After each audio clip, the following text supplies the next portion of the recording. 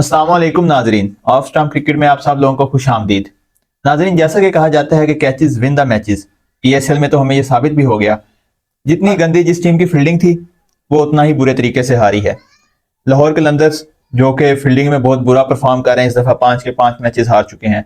और Quetta one of the most favourite team, उनके player Rutherford ने जब रिजा का कैच छोड़ा तो वो 25 या 26 स्कोर पे थे गालबन, और उसके बाद उन्होंने 72 रन की इनिंग खेली, वो भी 47 बॉलों पे, और कोयटा को ये मैच हारना पड़ा क्योंकि उनसे स्कोर ही चेज नहीं हुआ। इसी मैच पर मजीद बात करेंगे अपने पैनलिस्ट वकास, जैन और मून भाई के साथ। तो विकास भाई, ये मुल्तान का एक तो लास्ट मैच भी था अपने होम ग्राउंड पे, 5वां मैच, और वो 5 में से 4 जीत चुके हैं।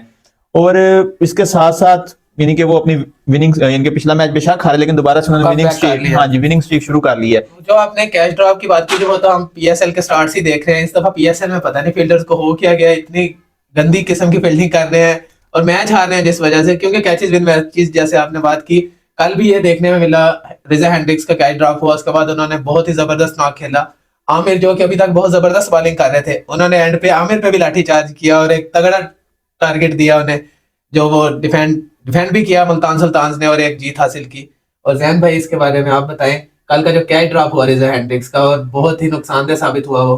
बिल्कुल, ये हम पीएसएल के शुरू से देख रहे हैं कि मतलब अच्छे फील्डर्स जो हैं वो कैचेस ड्रॉप कर रहे हैं। रदरफोर्ड भी अच्छे फील्डर हैं, और खुशदिल का हमने देखा था कि उन्होंने 2 मैचेस में 4 कैचेस ड्रॉप किए, इतने अच्छे फील्डर होने के बावजूद। मगर जमान की ग्राउंड फील्डिंग में मिस्टेक्स नजर आ रही है। तो इतने अच्छे फील्डर, ये एक बिल्कुल ऐसे ही है। मेरे ख्याल में तो इनको ठंड लग रही है, शायद ये ठंड खत्म, सर्दियां खत्म होने वाली हैं, ये आखिरी ठंड जाती जाती इनको लग रही है, जिस वजह से ये ट्राई नहीं कर रहे, शायद कैचेस करने की ट्राई नहीं कर रहे फील्डिंग की। नाज़रीन, आपको एक और बात बताता चलूं कि ज्यादातर कैचेस मुल्तान के स्टेडियम में ड्रॉप हुए हैं। पता नहीं मुल्तान के स्टेडियम में ऐसी क्या चीज है, या हवा का बहाव कुछ इस तरह से है। सोन हलवा ज्यादा खा लेते हैं लोग, वहां से ज्यादा मीठे हो जाते हैं, जिस वजह से ज्यादा कैचेस ड्रॉप कर रहे हैं।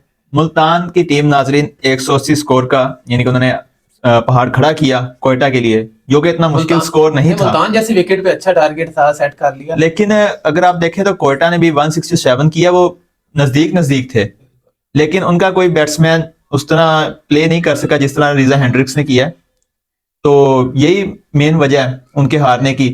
और नाजरीन, आपको एक और बात बताते चलें कि आमिर जो है वो पूरे इनके पीएसएल में भी जितने मैचेस हो चुके हैं बहुत अच्छी बॉलिंग कर रहे थे, लेकिन ड्रॉप कैच की वजह से उनकी भी इकॉनमी जो है वो खराब हो गई है। उन्हें भी कल 4 ओवर में 46 स्कोर लग गया। उसी वजह से इन्हें टारगेट 180 तक मिला, नहीं तो रिजा हेंड्रिक्स आउट हो जाते तो टारगेट शायद कम हो जाता। नाजरीन, मोहन भाई के बहुत फेवरेट है आमिर, इनसे पूछते हैं कि इनका क्या ख्याल है। जो आमिर को कल बॉलिंग अच्छी करवा रहे थे, अब मोहन भाई बताएंगे कल की जो मार पड़ी आमिर को। बाकी मैचेस में अच्छी बॉलिंग की, कल के वही बात मैं आप लोग की कर रहे हैं जो आप लोगों ने बात की थी कि कैच अगर ड्रॉप ना होता वहां पे तो इतना लंबा टारगेट जाना ही नहीं था।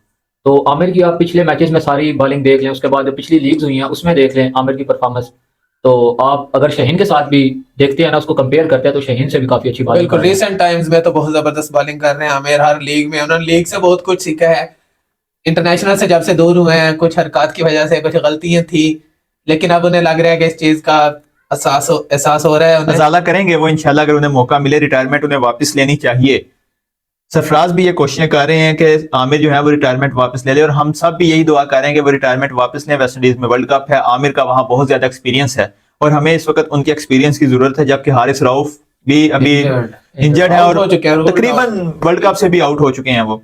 तो लेकिन नाजरीन, मुल्तान बेशक एक अच्छा स्कोर करने में कामयाब हो गया, लेकिन जो रिजवान का स्ट्राइक रेट था वो अभी क्वेश्चनेबल है कि उन्होंने 51 स्कोर बनाया है, और वो भी 42 बॉल्स पर। क्या ये T20 फॉर्मेट में एक अच्छा स्ट्राइक रेट तस्वुर किया जाता है? बकौल पाकिस्तानी अवाम के ये बिल्कुल भी अच्छा स्ट्राइक रेट नहीं है। इस पे मजीद बात करते हैं। अवकाश भाई, आप क्या कहते हैं इस पे? यार, मैं तो हमेशा से ही एक ही बात करता हूँ कि बाबर और रिजवान ये सिचुएशन देख के स्कोर करते हैं, सिचुएशन के हिसाब से खेलते हैं। कल भी ठीक स्टार्ट लिया था, एक दफा रिजवान थोड़े से स्लो हुए थे, लेकिन उन्होंने बाद में अच्छी हिटिंग की, 4-5 छक्के लगाए, जिस वजह से एक अच्छा स्टार्ट हुआ।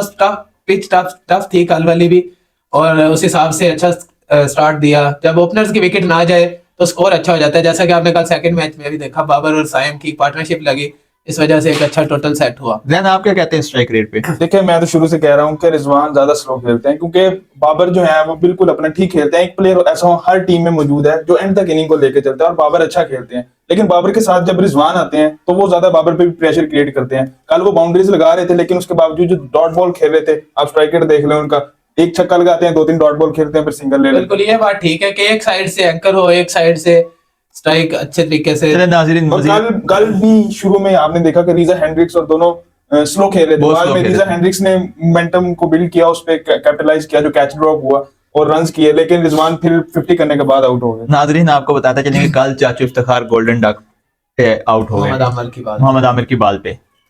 लेकिन खैर वो आखिरी ओवर था, उनके पास कोई चॉइस नहीं थी। लेकिन वहां पे लॉर्ड खुशदिल शाह वो बहुत ज्यादा वार्म अप होते हुए आ रहे थे, हमें लगा था कि वो शायद छक्का या चौका मारेंगे, लेकिन आते ही उन्होंने बॉल को बिल्कुल टैप करके सिंगल ले लिया और हम सबको हैरान कर दिया। वो हमेशा से ही हैरान करते हैं, सिर्फ बातों पर अपना देखिए फोकस रखते हैं। आप ये ज्यादती कर रहे हैं। एक बार थी वो, मतलब उन्होंने एक दफा मूड जरूर बनाया था हिट करने का, वो बॉल उनके जोन में नहीं थी, उन्होंने कहा कुछ ना होने से 1 रन बेहतर है। उनके जोन में वैसे अक्सर आती नहीं है बात। लेकिन अगर आप नहीं, वो लेंथ बॉल थी, अच्छी बॉल थी, हिट शॉट। लेकिन अगर आपको याद हो कि उन्होंने उसी लेंथ बॉल पे हारिस रऊफ को ऑफसाइड पे 2-3 चौके मारे थे, वो जब पता नहीं घर के आपको बॉलर समझते हैं, याद हो कि स्कोर चेस किया ये था। आप ये देखें ना कि आगे बॉलर कौन सा था। ये देखिए मोहन भाई फिर अपने फेवरेट बॉलर को ले आए आमिर के हैं, फैन। मोहम्मद आमिर थे नाजरीन उस वक्त लास्ट ओवर का रहे। और उसके साथ नाजरीन आपको बताते चलें कि मुल्तान बैटिंग तो जैसे उन्होंने परफॉर्म की हुई तो वो अलग बात, लेकिन बॉलिंग में जो उनके मोहम्मद अली हैं नाजरीन, वो इस PSL में किसी को भी अपने सामने खड़ा नहीं होने दे रहे। उनके अरे स्पेल बता एक से के बढ़कर एक स्पेल कर रहे हैं वो। दिखा के आउट कर रहे हैं। कल रॉय ने उन्हें एक छक्का लगाया, नाजरीन नेक्स्ट बॉल पर ही उन्होंने उन्हें बोल्ड करके रिवेंज लिया और तकरीबन जबरदस्त एग्रेशन दिखाया। तकरीबन सेम डिलीवरी थी, बस थोड़ी सी लेंथ चेंज हुई, बिल्कुल मिनिमम सी, और वो भाई बोल्ड हो गए। मोहम्मद आसिफ की तरह सीम पढ़कर निकल जाती है, पता ही नहीं चलता बैट्समैन को कि बॉल गया किधर। उन्होंने 4 ओवर्स में 19 स्कोर दिए और 3 विकेट्स अपने नाम की, जो कि T20 के लिए एक बहुत ही अच्छा बॉलिंग फिगर है। जैन भाई आप क्या कहते हैं? देखें बहुत अच्छी बॉलिंग की कर भी, और जब स्टार्ट में वो रोय को स्लेजिंग कर रहे थे तो मुझे लग रहा था कि आज इनकी खैर नहीं है, क्योंकि रोय भी चार्ज कर देते हैं। और हमने देखा था कि हारिस बिल्कुल आउट ऑफ फॉर्म जा रहे थे पिछले सीजन में, हारिस रऊफ ने उनको स्लेजिंग की, उन्होंने इस ओवर में 3 छक्के लगा दिया, आउट ऑफ फॉर्म रोय ने। और मुझे लग रहा था कि आज जैसा वो छक्का लगाया था इतना लंबा, मुझे लग रहा था कि आज अली फंस गए हैं, मगर उसके बाद अच्छा कमबैक किया और रोय को बचाया। और रोय की इनिंग में मोमेंटम नजर नहीं आया, शुरू में जो डॉट बॉल खेले वहां से ही लग रहा था कि कोयटा बैकफुट पे 15 बॉल पे 12 रन किया उन्होंने, और वहां से ही कोयटा बैकफुट पे चला गया, वहां से गेम चेस कर रहे जैन थे। आपने हारिस की बात की, वो टेपिया की, वो टेपिया तो ऐसा जो नीदरलैंड के प्लेयर से स्लेजिंग करके छक्का खा लेता है, उसकी तो बात ही ना करें। वो तो जिस प्लेयर की फॉर्म नहीं चली उसके सामने उसे ले आए तो वो उसकी फॉर्म शुरू करवा देते हैं। हारिस राव भाई इस रोज लेकिन आप क्रेडिट न छीने, एक नेदरलैंड वाले मैच ही है जो उन्होंने जितवाया, वो भी आप छीने हैं। वो भाई छक्का उन्होंने खाया है, और स्लेजिंग की अगली बात पे उसने छक्का और मार उसी में दिया। उन्होंने 4 आउट किया, बाकी लेकिन यार एक बॉलर आए हैं कल, उस्मान तारिक, आपके साथ मैं उस दिन ग्राउंड में भी बात कर रहा था कि वो जो बॉलर वो जो रुक के स्पिन बॉलिंग करते हैं वो जबरदस्त बॉलिंग करवा रहे थे। कल भी उन्होंने, उनका एक्शन ही नाज़रीन बहुत जबरदस्त किस्म का एक्शन है, नया एक्शन है। क्या कहना चाहेंगे उनकी बॉलिंग के बारे में? एक अच्छे स्पिनर लग रहे हैं बिल्कुल। और जैसे पाकिस्तानी पहले ही कह रहे थे कि ICC उनको बैन लगा देगा, ये कर देगा। बॉलिंग देखिए अच्छी हमने बॉलिंग देखी, अच्छी बॉलिंग कर रहे हैं। पर आप मुझे भी डाउट था थोड़ा सा कल जो एक्शन देखा है, तो मुझे कल मुझे भी ठीक अच्छा लगा एक्शन, क्योंकि जो बाजू है बिल्कुल स्ट्रेट है, वो बेशक साइड से कर रहे हैं जैसे जमान करते हैं। मगर आप एक ही मैच में पाकिस्तानी, जैसे सिंध प्रीमियर लीग के मैच में उनको हीरो बना दिया था, ऐसे मुझे उनका एक्शन जो है ना वो अश्विन से थोड़ा सा सिमिलर लगा, जैसे अश्विन ब्रेक लेते थे उनके ना, अंदर सेंटनर, अश्विन, ये 3-4 बॉलर मिक्स है शायद, आई थिंक। तो उन्होंने एक नाज़रीन मैच हुआ है, सारे मिक्स हो गए हैं। हाँ आप जी। शेन वॉर्न भी बन सकते हैं आप। नहीं शेन वॉर्न तो नहीं बन सकते। उन्होंने नाज़रीन 27 स्कोर दिए 4 ओवर में, बेशक वो विकेट लेस रहे लेकिन इकॉनमी अच्छी थी T20 के हिसाब से। और पहला मैच था उनका। और नाज़रीन विली जो है, विली की जो परफॉर्मेंसेस है ना वो मोहम्मद अली के शैडो में होने की वजह से छुप रही हैं। वो भी कम अच्छी बॉलिंग नहीं कर रहे। कल उन्होंने 3 विकेट्स लिए, 37 स्कोर, बेशक स्कोर थोड़ा सा ज्यादा लेकिन वो विकेट्स निकाल गए। और कैच भी नाज़रीन एक ड्रॉप हुआ है उनसे, वो शायद मिस हैंडल हुआ है उनसे, और जो उस्मान थे उनसे। फॉर्म प्लेयर की विकेट ली है उन्होंने, साउथ स्केल बिल्कुल कंसिस्टेंट, अभी तक कंसिस्टेंसी के साथ स्कोर कर रहे थे। कल ओपनर्स आउट किया जिस वजह से इनको फायदा हुआ और मैच जीता मुल्तान। नाज़रीन कल मुल्तान ने आफ्ताब इब्राहिम को चांस दिया, जिन्होंने 3 ओवर्स में 26 स्कोर देके 2 खिलाड़ियों को पवेलियन की राह दिखाई। और हमारे फेवरेट, सबके फेवरेट, वकास और जैन के ज्यादा फेवरेट चाचू इफ्तिखार 1 ओवर करने आए तो उन्हें 15 स्कोर लगा, दोबारा उन्हें रिजवान ने ओवर ही नहीं दिया। मैंने पिछले मैच में भी ये बात की थी जब मैं यहाँ मौजूद था कि इफ्तिखार या तो बैटिंग कर सकते हैं या बॉलिंग कर सकते हैं। अगर स्पिन फ्रेंडली पिच है तो वो बॉलिंग करेंगे, फास्ट फ्रेंडली पिच है तो वो बैटिंग करेंगे। आजकल वो किसी पिच पे ऑलराउंड परफॉर्मेंस दे ही नहीं मसला सकते। पता क्या है, इफ्तिखार जो बार बार बॉलिंग पे भी आ रहे हैं, वो किसी ना किसी चीज में परफॉर्म करते रहना चाह रहे हैं कि मेरी वर्ल्ड कप में सिलेक्शन हो। और उनको मौका भी मिलता रहता है, ये हमें उन पे नहीं डाल सकते। उनको कैप्टन शाहीन ने आखिरी मैच में जब सबने देख लिया था कि वो खत्म हो चुके हैं, मतलब 4-5 मैचेस में 40 रन 45 रन उन्होंने किए, पर आखिरी मैच में उनको बॉलिंग मिल गई, उन्होंने वो बॉलिंग की और फिर जगह अपनी बना ली। और चाचू को तो आप टीम और से वो निकाल स्लो नहीं विकेट, सकते। और वो ऐसी विकेट थी कि वहां पे किसी को भी लगा देते तो उसने अच्छी बॉलिंग कर जानी थी। सही न्यूजीलैंड है, वाला। बस इफ्तिखार। अब हमारी तो यही रिक्वेस्ट है कि वो रेस्ट ले इंटरनेशनल क्रिकेट से और कोई नए प्लेयर को चांस दें, मिडल ऑर्डर हमारा मजबूत हो, क्योंकि अब एज फैक्टर आ चुका है इफ्तिखार अहमद का, जो नुकसानदेह साबित होगा पाकिस्तान के लिए फ्यूचर में। तो नाजरीन, क्वेटा कोई इतना खास परफॉर्म नहीं कर सकी, जहाँ पे सऊद ने 13 बॉल पे 24 किया, रेली रूसो ने 30 स्कोर किया 18 बॉलों पे, नाफे जो हैं वो इतना खास परफॉर्म नहीं कर सके 36 स्कोर 31 बॉलों पे, और इसी वजह से शायद कोई बैट्समैन उनका अच्छे तरीके से वो रिजा वाली इनिंग्स नहीं खेल सका, इस वजह से वो मैच ये हार गए। तो चलते हैं अब दूसरे मैच की जानिब, जो था शाहीन शाह अफरीदी मौजूदा कैप्टन पाकिस्तानी क्रिकेट टीम के और बाबर आजम के दरमियान, जो कि एक्स कैप्टन हैं। तो नाज़रीन, वो मैच बहुत मजे का हुआ है, वो टॉप्स यानी कि स्कोरिंग मैच था, दोनों टीम्स ने अच्छा और स्कोर। नाज़रीन डू और डाई मैच था लाहौर के लिए तो बहुत ज्यादा मुश्किलात हो चुकी हैं। अब नेक्स्ट 5 के 5 मैचेस जीतना होंगे और अच्छे रन रेट के साथ जीतना होंगे, जिसके साथ वो प्ले ऑफ मरहले में अपनी शमूलियत कर सकेंगे। लेकिन ये बहुत ज्यादा मुश्किल दिख रहा है। जैन भाई क्या कहना चाहेंगे? लाहौर के अंदर मैच हारी जाएगी। कल भी हमने बात की थी कि अगर लाहौर ये मैच हारेगा तो फिर मुश्किलात का शिकार होगा, और वही चीज है। अब इनके शायद लाहौर के मैचेस भी खत्म हो गए हैं और अब पिंडी वाले मैचेस और बिल्कुल अब इनके लिए मुश्किलात और ज्यादा बढ़ गई हैं। अब अगर ये एक मैच भी हारेंगे तो फिर तो कंफर्म शायद बाहर ही हो वैसे जाएंगे। मून की फेवरेट टीम है लाहौर, लेकिन ये कल दुआ कर रहे थे लाहौर हार जाए। मून, इसकी क्या वजह है? दरअसल इनकी मिसफील्ड और ये एफर्ट नहीं कर रहे इस बारी, और इनके पास सबसे बड़ा जो नुकसान है इनका, राशिद इनके पास नहीं है। तो मेरे ख्याल में इस बारी लाहौर डिजर्व नहीं करती प्ले ऑफ खेलना। अच्छा, मेरा भी यही ख्याल है। स्टार्ट से पीएसएल के इस दफा ये थोड़ा सा, एक तो ऊंचाइयों पे पहुंच गए थे, पता नहीं क्या समझने लगे थे इनके वो जो कोच है, आपकी जो मैं रोज ही बात करता हूँ शायद इधर वीडियो में, शायद उसी वजह से ये काम इनके साथ हो रहा है। ओवर कॉन्फिडेंट हो चुके थे, 2 लगातार सीजन जीते, बहुत अच्छे अंदाज में इन्होंने 2 फतवाहत हासिल की, 2 टाइटल जीते, लेकिन इस दफा वो जान, वो हिम्मत नहीं दिखा रहे, और राशिद खान की कमी इन्हें बहुत ज्यादा महसूस हो रही है, जिस वजह से ये मैचेस हारे जा रहे हैं। एक और बात नाज़रीन आपको बताता चलूं कि लाहौर कलंदर ये मैच सिर्फ 8 स्कोर से हारा है। 211 का टारगेट जो था, सॉरी पेशावर ने 211 किया था, तो उसके मुकाबले में डसन के अलावा कोई प्लेयर परफॉर्म नहीं कर सका, उनकी सेंचुरी भी रायगा गई है। क्यों? अब लाहौर के हारने की बड़ी वजह जो थी वो इनकी मैनेजमेंट थी। नाज़रीन, एक टाइम पे ये स्कोर पूरा होता नजर आ रहा था, और लाहौर की मैनेजमेंट ने जो गलतियां की, लास्ट मैच में भी हमें वो गलतियां दिखी, सेम गलतियां कल वाले मैच में हुई। एहसन भट्टी को पहले भेजा गया, जहांदाद को पहले भेजा गया, सिकंदर देखिए- रजा, कार्लस ब्रैथवेट, बिग नेम इनके पास मौजूद है। जब इंटरनेशनल बड़े नाम जो छक्के लगा सकते हैं, मैच को चेंज कर सकते हैं किसी भी टाइम, जब ब्रैथ- वो मौजूद है, तो एहसन भट्टी की मुझे समझ नहीं आ रही। एहसन और जहांदाद खान बेशक लोकल प्लेयर हैं, एहसन इनकी पीडीपी प्रोग्राम की फाइंड है, लेकिन उन्हें इस तरह ओवर हाइप करना, और इस सिचुएशन में ब्रैथवेट के जिन्होंने 2016 के वर्ल्ड कप में आखिरी ओवर में 4 छक्के लगा दिए थे बेन स्टोक्स जैसे ऑलराउंडर को, उन्हें आप रख रहे हैं पीछे और भेज रहे हैं वो नए एहसन को और जहांदाद खान को। तो यही शो करता है कि ओवर कॉन्फिडेंस हो चुके हैं इस दफा लाहौर के अंदर। रैन भाई क्या कहना चाहिए? देखें, कल मुझे भी ये गलती नजर आई, मैं हैरान हुआ जब स्पेशली जब एहसन भट्टी को भेजा गया। अगर जहांदाद आते तो फिर भी कुछ समझ में आया, लेकिन जब आपने एहसन को भेजा तो समझ से बाहर था। उन्होंने 20 रन किए और उनमें से भी एक आउटसाइड एज पे चौका लगा, कहीं पे वो नजर नहीं आया कि मतलब, और यही था जब यही प्रेशर बिल्ड कर रहा था रेसी वैंडरसन पे, जिस वक्त आपकी रन रेट 12 प्लस चले गई थी, 14 पे थी एक वक्त पे, तो दोनों एंड से बाउंड्रीज चाहिए थे। लास्ट में सो वैंडरसन ने 16 से कवर किया, बिल्कुल, 16-17 पे रन रेट। वैंडरसन एक एंड से स्कोर करी जा रहे थे और दूसरे एंड से बिल्कुल भी बाउंड्रीज नहीं आ रही थी। तो मेरे ख्याल में यही चीज थी। अगर सिकंदर रजा इससे बहुत बढ़िया बैट्समैन है, सब यही कह रहे थे कमेंटेटर में भी कि समझ से बाहर है कि सिकंदर रजा को क्यों नहीं यूटिलाइज किया जा रहा। मेरे ख्याल में ये अगर आप कह सकते हैं कि बॉलिंग में थोड़े से ज्यादा रन किए, तो मेरे ख्याल में घटिया कैप्टनसी की वजह से और मैनेजमेंट की वजह से मैच आ रहे हैं। नाज़रीन, शाहीन जो है इस वक्त पाकिस्तान की क्रिकेट टीम जो T20 के उसके कैप्टन भी हैं, और ये उनकी कैप्टनसी को क्वेश्चनेबल भी बना रहा है कि वो प्रेशर हैंडल ही नहीं कर पा रहे। उन्हें पता ही नहीं है कि किस प्लेयर को किस नंबर पे खिलाना है और कहाँ पे किसे यूज करना है, किस सिचुएशन में किसे यूज करना है। तो ये पाकिस्तानी टीम के भी कैप्टन है, तो ये हमारे लिए थोड़ा सा जो है ना वो क्वेश्चंस पैदा कर रहा है कि ये कैसा वहां पे कैसा परफॉर्म करेंगे अगर वर्ल्ड कप में कोई ऐसी सिचुएशन आ गई। बिल्कुल, हमारी तो दुआ है कि वो जल्दी से इस चीज पर फोकस करें, इन चीजों पर गौर करें, ताकि पाकिस्तान क्रिकेट को इसका फायदा हो सके और अपनी फॉर्म में वापस आए। नाजरीन, देखें क्लासिक कैप्टन जो है ना, जो सिर्फ एक तरीके से चलते जाते हैं मैच, यानी कि जो पहले उन्होंने लिखा होता है कॉपी पे उस हिसाब से, ऐसे बहुत से कैप्टन गुजरे हैं, लेकिन अचीव हमेशा उन्होंने किया है जिन्होंने आउट ऑफ द बॉक्स जाके चीजों को सोचा है। आउट ऑफ द बॉक्स जब आप सोचेंगे तभी आप कुछ नया कर सकेंगे, तभी आपका नाम बनेगा। क्लासिकल कैप्टन जो हैं वो इतने ज्यादा कामयाब नहीं रहे, तो शाहीन को भी ये सोचना पड़ेगा कि वहाँ वो क्या गलतियां कर रहे हैं, किस पे ज्यादा डिपेंडेंट हो रहे हैं, उन्हें क्या और नया ट्राई करना चाहिए। आप उनके पास हारने को कुछ रह नहीं गया।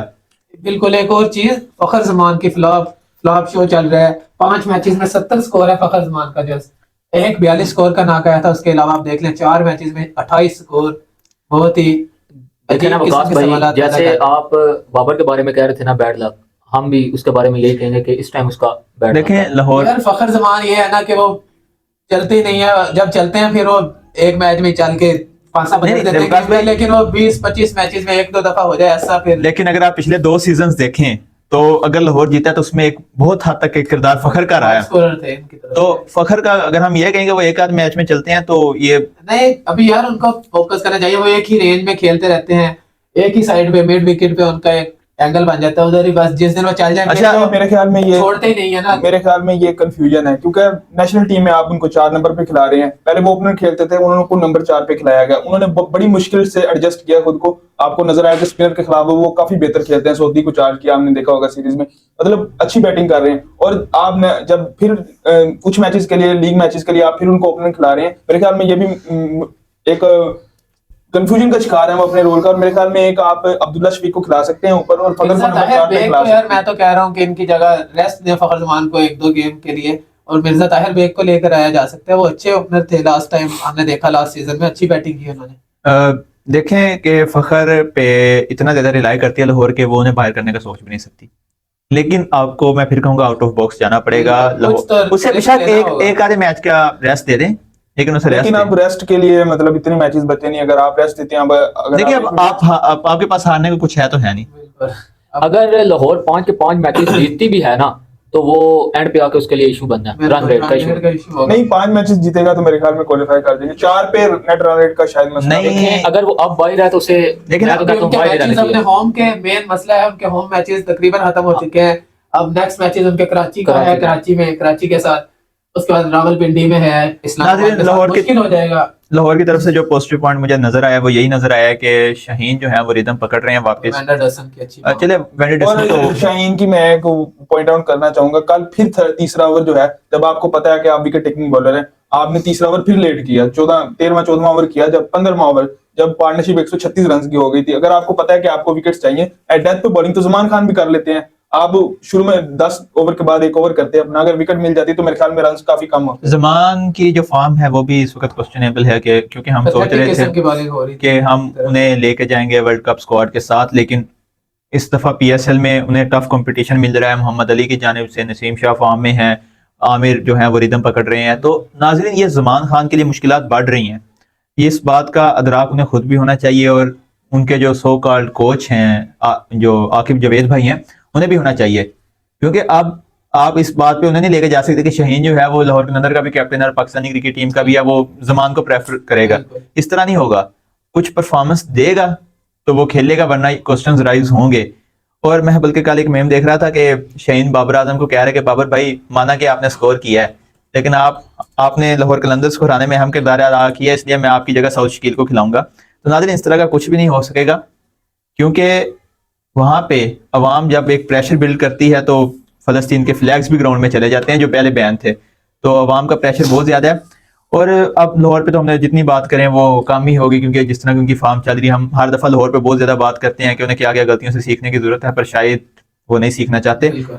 तो जल्मी की जानिब चलते हैं नाजरीन। जल्मी की जानिब से जो साइम अयूब ने स्कोर किया है 88 on 55 balls, man of the match बने, वो बहुत खुशाइंद है, क्योंकि कैरिबियन प्रीमियर लीग में उनका एक्सपीरियंस जो वेस्ट इंडीज में, हम अगेन वर्ल्ड कप के इनके सोच के बात करते हैं ना हम वर्ल्ड कप का, क्योंकि यहाँ से टीम अब वर्ल्ड कप के लिए सिलेक्ट करनी है हमने, तो साइम अयूब अगर स्कोर करेंगे तो सिलेक्ट हो पाएंगे और उनका एक्सपीरियंस हम यूटिलाइज कर सकेंगे। और नाज़रीन बाबर आजम ने 48 बनाया 36 बॉल पे, ये इतना बुरा स्कोर नहीं था, क्योंकि वहां से साइम अयूब जो है वो स्कोर कर रहे थे, तो बाबर सिर्फ 7 इनिंग एंकर कर रहे थे, रोटेट कर रहे हैं। वो बैड लक हुई, वो 50 नहीं कर पाए। लेकिन इसके साथ साथ मैं आपको बता दूं कि बाबर का जो स्टैट है 2018 से 2024 के पीएसएल तक ओनली यानी कि प्लेयर हैं जिन्होंने 330 स्कोर किया है हर पीएसएल में। 2018 से 2024 तक ये इतनी कंसिस्टेंसी से खेल रहे हैं। तो इसके बारे में यानी कि अब कोई कहे कि बाबर आजम जो है उन्हें ड्रॉप कर देना चाहिए, साइम और हारिस को लेके जाएं, ये यानी कि सारा प्रोपेगेंडा होगा। नहीं, अगर आप देखें तो बहुत ज्यादा इस पे वो बिल्कुल करते हैं लोग बातें। ट्रेंड्स चलते रहे हैं, कैंपेन्स होती रही हैं कि बाबर को निकाल लें, बाबर को निकालें, बाबर और रिजवान को निकाल लें। लेकिन कल की मैं बात करूंगा, कल फिर एक चीज नजर आई हमेशा की तरह कि उन्होंने बहुत अच्छा स्टार्ट लिया, 19 बार पे उनको 33 रन थे, लेकिन जब पावर प्ले खत्म हुई तो वही मतलब स्लो नजर आया, अगली 17 बॉलों पे सिर्फ 15 रन कर सके। हमने न्यूजीलैंड में भी यही देखा था कि पावर प्ले में बहुत अच्छा स्टार्ट ले रहे थे, उसके बाद मिडिल ओवर्स में है उनमें थोड़ा स्लो, लेकिन वो पार्टनरशिप्स बिल्ड करना जानते हैं, पार्टनरशिप बिल्ड की। कल भी हमने बड़े अरसे के बाद देखा कि बाबर आजम अपना आए और 136 रन का एक बड़ा स्टार्ट मिला, एक जबरदस्त स्टार्ट मिला, जहां से टीम बूस्ट हो जाती है, उनका दिल बड़ा हो जाता है। उधर से उन्होंने एक बड़ा टारगेट भी सेट किया, 212 रन का टारगेट सेट किया, जिसमें बाबर आजम का ओपनिंग स्टैंड बहुत कारआमद साबित हुआ। नाजरीन, बाबर आजम के आउट होने के बाद ज़ल्मी ने आउट ऑफ बॉक्स जाके सोचा, मोहम्मद हारिस की जगह वहां पे पावेल आए, जिन्होंने तो धो डाला भाई, 46 रन की इनिंग खेली 20 बॉलों पे। यही मैं बात कर रहा था कि शाहीन भी इस तरह आउट ऑफ बॉक्स जाके सोचें। तो नाज़रीन, जिन्होंने 2011 का स्कोर का पहाड़ खड़ा करने में पेशावर की बहुत ज्यादा हेल्प की। और अगर बैटिंग पे तो हम पेशावर की, यानी कि हमें इतना क्वेश्चन रेज ही नहीं करने चाहिए। तो असल मसला है पेशावर की बॉलिंग में। पेशावर की बॉलिंग जो है वो बहुत ज्यादा क्वेश्चनेबल है। नवीन ने भी कल 50 स्कोर खाया, ल्यूक वुड जो बहुत ज्यादा फॉर्म में थे पेशावर के बॉलर, वो भी 46 खा गए कल। और नाजरीन, आरिफ याकूब एक प्रॉपर स्पिनर के तौर पे, मुझे पीएसएल में अगर कोई स्पिनर जो नए आए हैं उनमें से पसंद है तो वो आरिफ याकूब है। 3 ओवर्स में 21 स्कोर दिए हैं उन्होंने नाजरीन। और सलमान इरशाद भी थोड़े एक्सपेंसिव 39 स्कोर खा गए, लेकिन बाकियों की निस्बत बेहतर है। लेकिन जो एक बड़ा क्वेश्चन है, मैं सबसे पूछूंगा उसका आंसर, कि हमें एक फैन ने किया था, तो मैं लाजमी चाहूंगा कि सब अपना अपना उस पर नजरिया बताएं, कि वो कह रहे थे कि आसिफ अली की जगह आप आमिर जमाल को खिलाएं कि आपको बॉलिंग में भी एज मिल जाए। तो जैन भाई, आप इस पे क्या कहेंगे? देखिए बिल्कुल, नेक्स्ट मैचेस में जब आप प्लेऑफ्स में जाएंगे तो आपको जरूरत पड़ेगी, क्योंकि आप 5 बॉलर के साथ नहीं खेल सकते, कोई बॉलर इंजर्ड भी हो सकता है, तो आपको फिर साइम यूब के साथ जाना पड़ेगा। कमी महसूस हो रही थी डेथ बॉलिंग में, वो तो वाल्टर कुछ बॉलिंग बेहतर कर गए, लेकिन आमिर जमाल तो वाल्टर को अच्छा यूटिलाइज किया गया मेरे ख्याल में। बाबर ने अच्छी कैप्टनसी की कल, जब पावर प्ले खत्म हुई तो उनको 2 ओवर दिए गए। और एक गलती उस वक्त हुई जब टाइम आउट आया, तो उस वक्त सबको पता था कि लाहौर ने टैग करने जाना है, क्योंकि net run required run rate जो है वो 13 पे पहुंच चुकी थी। तो उस वक्त वाल्टर को लाया और 18-20 रन उस ओवर में आए, तो मोमेंटम मिला थोड़ा सा लाहौर को। लेकिन उसके बाद बड़ी अच्छी कैप्टनसी की, नवीन को वापस लेके आए, इरशाद को वापस लेके आए, मेन बॉलर को लेके, और वाल्टर का ओवर एंड पे बचा लिया। और 18 रन मेरे ख्याल में किसी भी बॉलर के लिए इतने होते हैं कि वो डिफेंड कर बिल्कुल। अगर वहां से कोई ओवर बचाने चले, अगर वाल्टर को वहीं दोबारा ओवर दिया जाता तो मेरे ख्याल में अच्छा, आकाश भाई आप बताएं कि आमिर जमाल या आसिफ अली? आमिर जमाल बिल्कुल, आसिफ अली का तो अभी सवाल ही पैदा नहीं हो रहा, वो बिल्कुल आउट ऑफ फॉर्म जा रहे हैं। इस वजह से आमिर जमाल आएंगे तो इनके 4 ओवर का प्रॉपर बॉलर मिल जाएगा। वाल्टर और आमिर जमाल को मिक्स करके ये यूज कर सकते हैं, जिस हिसाब से इन्हें पिच मिलेगी उस हिसाब से फिर बॉलिंग। मोहन भाई आप बताएं, आमिर जमाल या आसिफ अली? मैं दरअसल फैन आसिफ अली का हूं, तो मैं इसलिए आसिफ अली। अच्छा नाज़रीन, मैं खुद आमिर जमाल की तरफ जाऊंगा, क्योंकि मैं वो बहुत बार ये बात कर चुका कि पेशावर ज़ल्मी की बॉलिंग कमजोर है, तो उन्हें जितने ज्यादा बॉलिंग ऑप्शंस होंगे उतना ही फायदा है। अच्छी है। मैं कल भी बात की कि मुल्तान से जब निकलेंगे तो बैटिंग पेशावर ज़ल्मी की जरूर चलेगी, क्योंकि बैट्समैन इनके पास अच्छे हैं। ये तकरीबन नेक्स्ट मैचेस में 200 नाजरीन स्कोर लाजमी किया करेंगे। इनकी बैटिंग इस काबिल है कि वो 200 प्लस, और इनकी बॉलिंग भी इस काबिल है वो चेस भी करवाएंगे। ऐसा ही है, अगर ये बॉलिंग खेलती रही वो चेस होंगे बिल्कुल। और एक और बात शायद आपने कल ऑब्जर्व न की हो, कि जो लास्ट ओवर था उसमें पेशावर ज़ल्मी को पेनल्टी लगी थी और एक fielder extra inside the circle था। और साइमन डोल ये बात कर रहे थे कि पहली इनिंग जो है उसके 19 ओवर जो है वो 1 आवर और 51 मिनट्स में हुए हैं, और इस इनिंग के उनको कोई पेनल्टी नहीं लगी। और जो ज़ल्मी के थे ये 19 ओवर 1 आवर और 40 मिनट्स में हुए, उसके बावजूद पेनल्टी। देखें पीएसएल में इस तरह की कंट्रोवर्सीज बहुत ज्यादा इस दफा हो रही है, पता नहीं एम्पायरिंग स्टैंडर्ड्स क्या सेट किए हैं। और ये रूल मुझे अभी तक समझ नहीं आया। हमने वर्ल्ड कप में भी देखा था कि किसी टीम को पेनल्टी लगा दी जाती है, किसी को नहीं लगाई जाती। समझ से बाहर है ये चीज। और नाज़रीन, अगर मैं एक और बात करूं कि वाल्टर ने जो 18 स्कोर डिफेंड किए हैं, उन्होंने ना सिर्फ डिफेंड किए हैं बल्कि आउट क्लास किया, वहां पे डसन को भी आउट क्लास किया। और सिकंदर रजा तो खैर नए आए थे, वो रन आउट हो गए, लेकिन ब्रैथवेट ने छक्का लगा दिया, वरना उनका पूरा ओवर बहुत अच्छा गुजरा है। 18 स्कोर आप डिफेंड कर रहे हैं और आप 8 स्कोर से अपनी टीम को मैच भी जिता रहे हैं। तो ये वाल्टर पेशावर के लिए अभी अच्छी फॉर्म में नजर आ रहे हैं। खैर अब नेक्स्ट मैचेस में देखेंगे क्या होता है, लेकिन मैं आपके लिए ये क्वेश्चन जरूर छोड़ के जाऊंगा। इसके साथ साथ हम वीडियो को खत्म भी करेंगे कि क्या लाहौर कलंदर क्वालिफाई कर सकेगी या नहीं, ये आपने हमें कमेंट्स में बताना है। और दूसरी, आप क्या सोचते हैं कि आमिर जमाल खेलें या आसिफ अली खेलें, और ये भी हमें कमेंट्स में जरूर बताइएगा। इसके साथ अपना ढेरों ख्याल रखिए। अल्लाह हाफिज।